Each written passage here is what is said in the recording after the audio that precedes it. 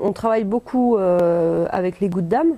C'est un groupe qui a un niveau, une vraie patte artistique, il y a une vraie atmosphère, ça joue très bien. Il y a une qualité, il y a une autonomie justement dans l'artistique, c'est-à-dire qu'ils ne font pas de compromis sur leur artistique. Et c'est vrai qu'on les a accompagnés sur des résidences, sur des filages, sur des dates. On a des techniciens qui sont permanents ici, qui sont devenus leurs techniciens. Mais alors, ça s'est fait plus par des rencontres humaines que, enfin voilà, c'est pas l'épicerie moderne qui les paye quand ils sont sur des dates extérieures.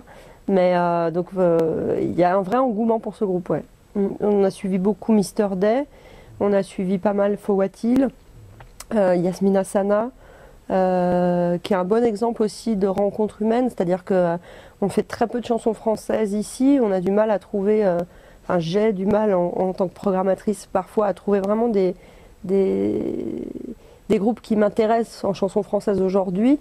Et Yasmina, c'est pas forcément une musique que j'écoute chez moi, etc. Mais c'est quelqu'un qui sur scène a une sorte de, voilà, de charisme qui dégage quelque chose, qui nous emporte dans un univers. Et moi, c'est ce qui m'intéresse chez les artistes, c'est ça. C'est cette propension à nous emmener ailleurs. Et Yasmina a ça, et c'est très fort. Et du coup, ben, même si c'est pas forcément des choses qu'on défend absolument, même si c'est pas du rock indé de la côte ouest des États-Unis, voilà, on accompagne aussi Yasmina parce que son parcours nous intéresse beaucoup et on trouve qu'il y a un vrai talent, quoi.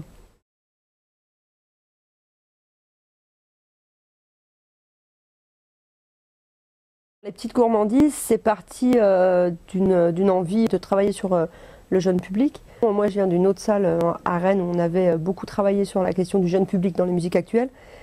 Toute cette réflexion qui est un peu similaire à ce qui se passe dans le cinéma d'animation notamment, donc comment on passe de Blanche-Neige et les Sept Nains à Shrek, à savoir que comment on passe de quelque chose qui était réservé aux enfants à quelque chose où il y a une double lecture, où il y a un double niveau, où les adultes prennent plaisir à aller voir Shrek autant que les enfants, etc. Et on peut retrouver un plaisir partagé en famille, quoi, qui soit pas ni abétissant ni pour les uns ni pour les autres, et qui soit juste un peu intelligent, fin, etc. Et c'est vrai que on cherche quand même beaucoup dans le spectacle jeune public, et il y en a de plus en plus.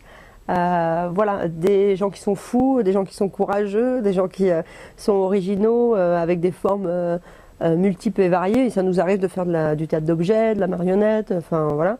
Et du coup, on est parti sur une programmation jeune public qui s'appelle donc Les Petites Gourmandises, qui comprend 4 à 5 spectacles par saison, et qui est vraiment sur un panel très différent de tranches d'âge. Et notamment, chaque année, on a un spectacle qui est ouvert à partir de 10 mois.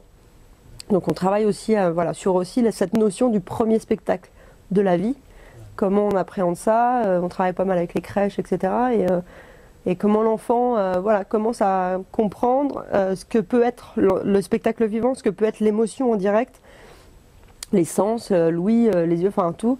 Et ça c'est super intéressant et du coup ça, en plus ça marche très bien parce qu'il y a très peu de propositions artistiques, donc ça fonctionne plutôt bien. Donc